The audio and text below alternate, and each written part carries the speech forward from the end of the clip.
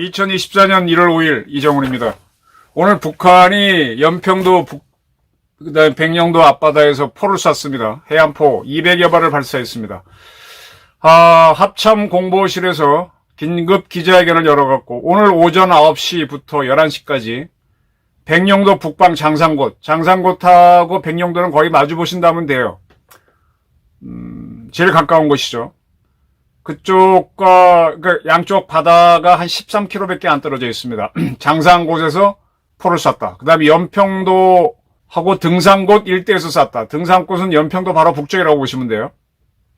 연평도하고 등산곶 사이는 20km쯤 되나? 20km 조금 안 될 겁니다. 200발 이상의 해안포를 쐈다. 아직 우리 섬에는 떨어지지 않았다. 그리고 탄이 떨어진 걸 보니까 NLL 북쪽이다. 네. 지금 등산곶하고 연평도, 장산곶하고 백령도 사이에는 정가운데 NLL이 지나갑니다. NLL 북쪽, 자기네 해역에다가 포탄을 떨어뜨렸다는 겁니다. 이에 따라서 사격이 있어서 연평도 주민들을 그쪽 지역에는 방공호가 있잖아요. 그쪽으로 대피시켰다. 뭐 그런 것들입니다. 북한이 왜 이걸 했을까요? 제가 이제 선거가 다가오면은 북한이 여러 가지 도발을 할 것이다. 뭘 할지는 모르겠다. 네, 이거 예측을 해왔고 지금 이재명 대표가 이끄는 민주당에서도 윤석열 정권이 북한에 총을 쏴달라고 하는 총풍을 유도할 수 있으니 유의해야 된다 그랬습니다. 이건 총풍이 아니라 포를 쏜 포풍이죠. 포풍. 대풍이라고 할 수는 없고 이 포풍을 윤석열 정권이 요구해서 북한이 쏴준 걸까요? 아니면 김정은이 대원수로 있는 조선인민군이 스스로의 판단에 의해서 쏜 걸까요? 한번 판단해 보십시오. 민주당은 북풍을 일으킬 수 있다. 윤석열 정권이 총풍을 일으킬 수 있다는 그런 예측을 해왔어요. 근데 제가 총풍 사건을 옛날에 취재했다 그랬죠. 근데 그때 그 총풍 자체가 허위였고 그 총풍, 북풍 같은 걸 하기 위해서 북한에서 최인수라고 하는 사람을 중국에 나와 있던 북한 요원을 우리 김대중 정권의 중앙정보가 납치해 왔죠. 그래서 그 김영삼 정권에서 이해창 당선을 위해서 총풍을 유도했느냐 뭐 그런 질문을 하니까 최인수는 그런 거 모르고 그런 적이 없었죠. 그러니까 성과가 안 나오니까 아이씨 잘못 데려왔구나 하고 이제 감시를 소홀히 하다가 이 최인수가 그 안가를 탈출을 합니다. 그 내곡동에 있는 지금 국정원에 있는 탈출을 해서 그 사람이 베이징에서 오래 살았으니까 택시를 타고 중앙방송을 가자 그러죠. 왜냐하면 중국에서 CCTV가 중앙방송이잖아요. 가장 큰 언론에 가서 기자를 만나면 살 수 있겠다 생각해서 갔는데 우리 택시기사가 중앙방송이란 걸 모르잖아요. KBS는 알아도. KBS도 한국방송이에요. 옛날에 박정희 정부 때는 중앙방송이라 그랬지만 지금은 한국방송, KBS. 한국방송도 잘 모릅니다. KBS라 그래야지. 그러니까 이 기사분이 중앙일보를 얘기하느냐 그래서 중앙일보로 가죠. 택시비는 당연히 없죠. 그래서 중앙일보에 가니까 거기에 이제 야간 경비 서시는 분한테 얘기를 하니까 기자를 만나겠다. 뭐 중국 어쩌고저쩌고 얘기하니까 그러냐 하고 거기서 차비를 내줘가지고 그 친구가 이제 중앙일보 밤에도 기자들이 있습니다. 신문사에는.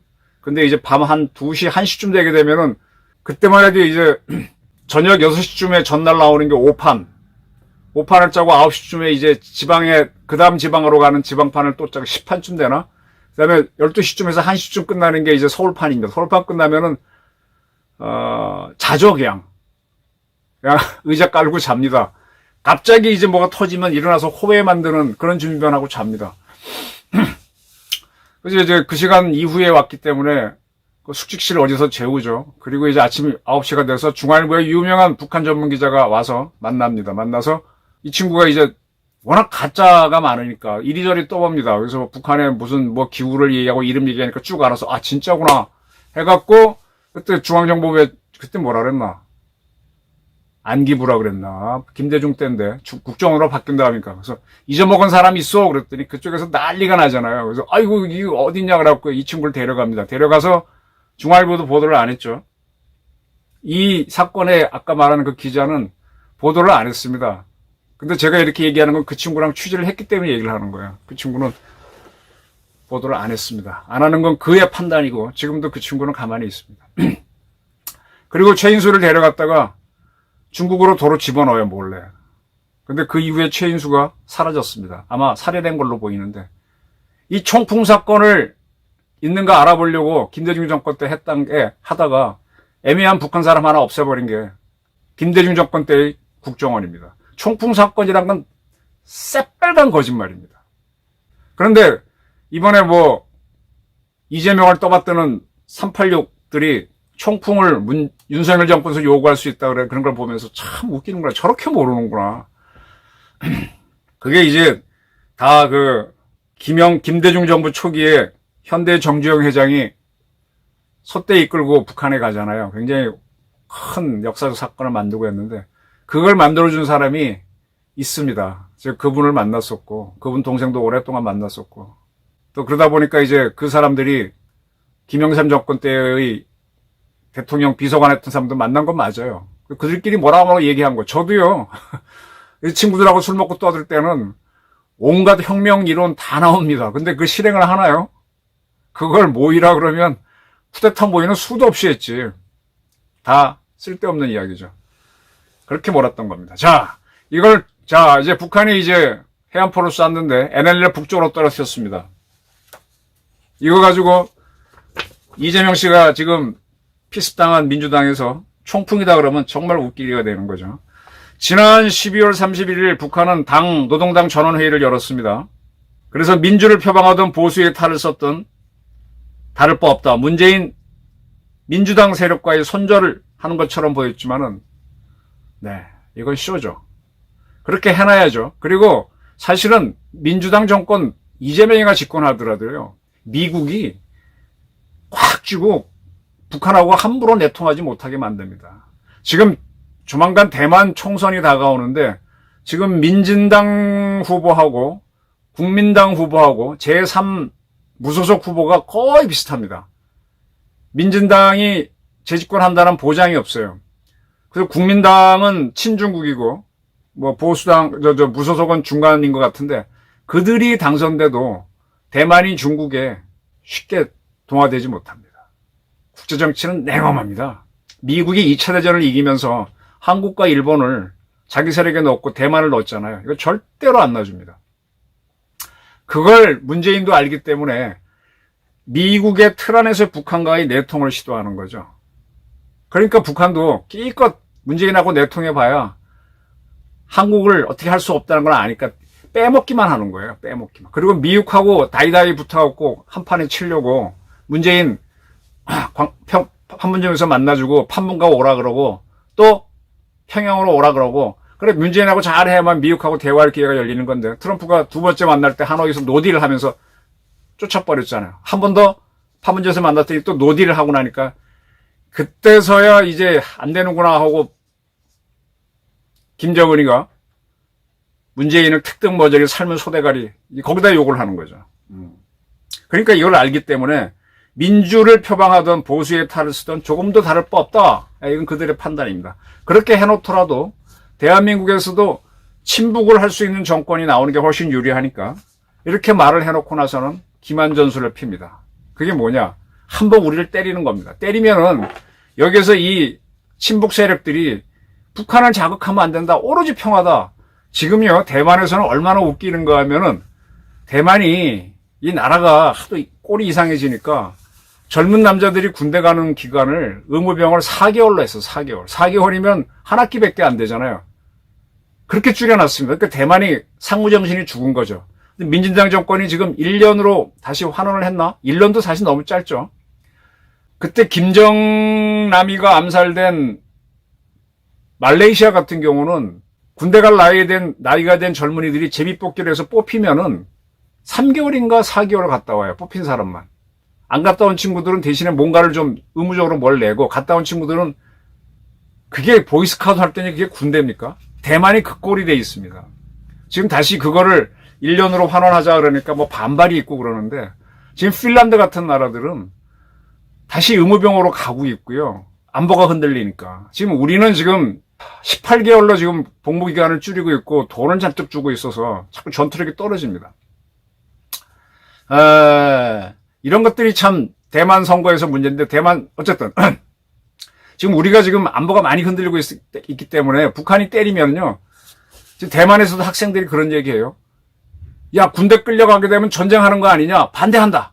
복무기간 연장에 반대한다. 이런 얘기가 나오면서 국민당 지지하는 젊은이들이 많아요. 거기가 더 보수 정권인데.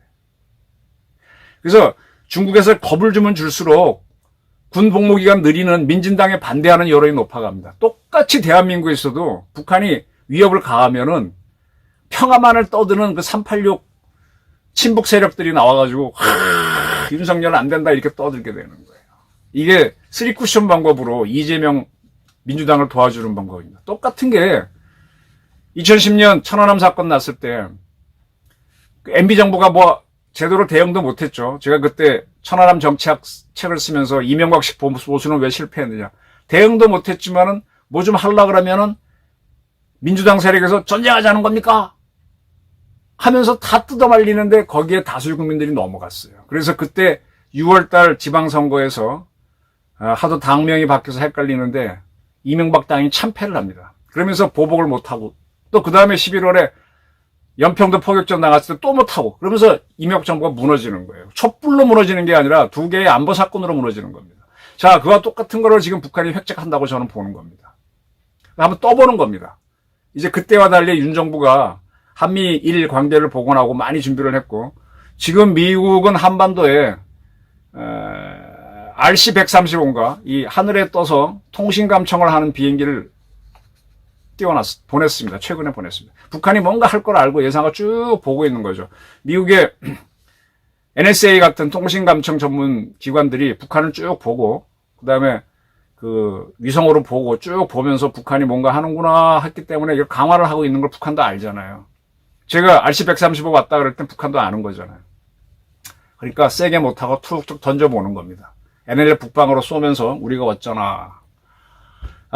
지금 제가 뭐 각군에 전화는 안 해봤지만 지금 공군에서는 F-35, F-15, F-16 이런 전폭기들이 특히 F-35 같은 경우는 스텔스에다 내부 무장창에다가 제이단 같은 거 달고 추격할 준비를 하고 청주기지에서 하고 있을 겁니다. F-15는 부산 대구기지 K2기지에서 다량의 폭탄을 달고 준비를 하고 있을 거고 F-16도 뭐 해미기지라든지 등등 준비를 하고 있을 거고 그 다음에 이제 현무를 운영하는 부대 그래서도 지금 기립 준비를 하고 있을 거고 여차하면은 어딘가 때리겠죠. 그리고 지금 연평도하고 백령도에 있는 해병부대 흥룡부대하고 연평부대에는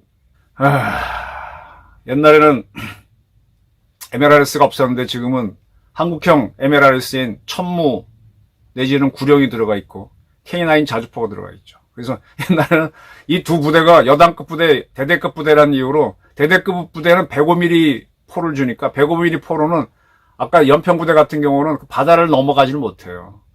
이거를 김영삼 정부 때 겨우 배치했던가 뭐 그래서 그나마 이제 연평도 포격정대 105mm, 155mm 자주포가 응사를 했는데 이게 다량으로 들어갔기 때문에 거기서 응사를 하게 되면 북한 해안포 진질도 깨질 수가 있습니다.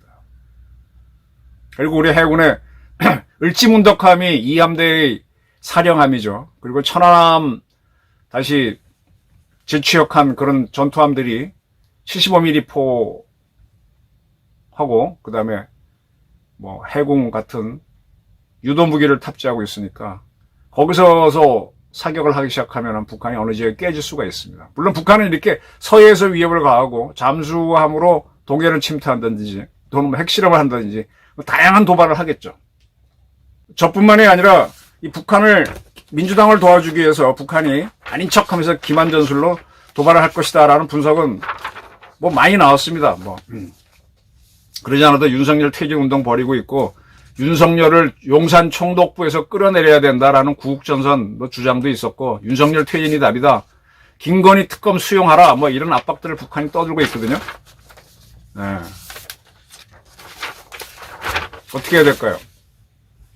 저는 북한이 좀 더 유발하도록 살살 땡긴 다음에, 전쟁의 핵심은요, 지금 하마스 사태가 있었기 때문에 우리 군도 준비를 많이 하고 있고, 지금 나토에서 합참의장 회의가 열리는데, 우리 합참의장이 안 가고 차장을 보냈잖아요. 우리 쪽도 지금 한반도 위협에 대비하고 있는 겁니다. 제일 첫 방을 주석궁으로 현무 3나 4를 갈겨넣어버려요. 북한이 핵전쟁 같다고 방방 뜨겠지. 전부 다 얼러트 되면 쉽지 않죠. 저는 과감한 작전을 요청하는 바입니다. 상상도 못하는. 정말 이거 불감청위원정 고소원이 옵시다. 북한이 도발해주면 정말 좋죠. 차제에 상당히 때려잡아야죠. 김정은을 제거해야 되는 명분, 우리 특전사 HID, UDO 집어넣어서 제거해야 될 필요도 이제 확실히 해지는 거고. 그리고 우리 민주당, 그리고 호남에 계시는 우리 국민 여러분, 님을 위한 행진곡을 5.18 노래로 굉장히 하고 싶어 하는데 하십시오. 대신에 이 5.18 노래, 이 님을 위한 행진곡을 북한에서 데모가가 될 수 있도록 민주화 투쟁에 동참해 주십시오. 이렇게 치고 나가는 겁니다. 5.18 정신 헌법에 넣어도 돼요. 저는 뭐 개의치 않아요. 단 조건이 있어. 5.18 때 주제가인 님을 위한 행진곡을 북한에 집어넣어.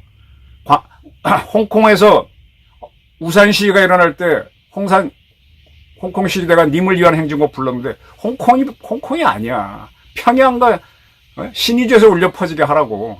광주 정신 주장하는 사람들. 이렇게 해서 북한 인민 해방으로 가야죠. 기회가 오고 있습니다.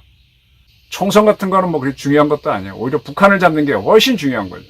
그래서 우리 군도 정보부도 많이 준비하고 있겠지만은 차제에 김정은을 제거하든지 눈앞까지 칼이 왔다 갔다 하게끔 겁을 빡 줘야 됩니다. 지금 김정은은 자기 목숨이 두려우니까 태자두듯이 주애를 데리고 다니잖아요. 그럼 마음이 좀 편하거든. 김정은을 잡아야 됩니다. 이재명 잡는 거는 다음 문제입니다. 김정은 잡으면 민주당이나 이재명, 그 뒤에 있는 386도 힘을 잃는다. 저는 그렇게 봅니다. 북한은 이렇게 얘기할 겁니다. 이번에 우리가 승진 사격장에서 한미 공군의 공격기 A-10까지 참가하고 미 육군의 스트라이커 장갑차까지 참가해서 대규모 화력전을 펼쳤고, 해군 2함대를 중심으로 해군 참모총장이 P3C 타고 가서 지켜보는 가운데 대규모 화력전을 펼쳤습니다. 그러니까 그에 대한 대응으로 오늘 북한이 NLL 북쪽으로 사격을 한 걸 수도 있겠죠. 근데 우리는 북한을 향해서 사격한 게 아닙니다. 승진 사격장에서 우리 고유의 연습을 한 거고, 우리 바다에서 연습을 한 겁니다. 북한은 여기에 대한 대응으로 보이죠. 그렇게 한번 주장할 겁니다. 근데 이러한 북한이 이게 뭔가 하면 이제 겁을 먹고 있다는 걸 보셔요. 북한도 굉장히 조심하는 거예요. 김정은이가 죽을까봐 김주애를 데리고 다니면서 뭐 뽀뽀도 하는 그림도 만들고 하는 거니까, 이제 북한이 뭔가 하나 딱 밟으면은 그 순간에 김정은을 제거하거나 아니면은 군단장급 하나를 제거하는 작전으로 들어가야 됩니다. 지금 우리가 참수작전 부대도 만들어 놓고 했는데, 이게 참수작전 부대 만들면 뭐래요? 남자들 운동 많이 하잖아요. 근데 생선 한번 토막 내라. 생선 토막은 주부들이 잘하지 저도 잘 못해요, 사실. 징그러워. 생각보다 실사격이 쉽지 않습니다. 우리 훈련 해온 특수부대들도 한번 연습을 해야 되니까, 계속 북한이 지금 우리한테 딸려오고 있거든요. 저는 기회가 오고 있다고 봅니다. 한번 참수작전을 준비해 주기를 바랍니다. 저희 분석이었습니다. 감사합니다.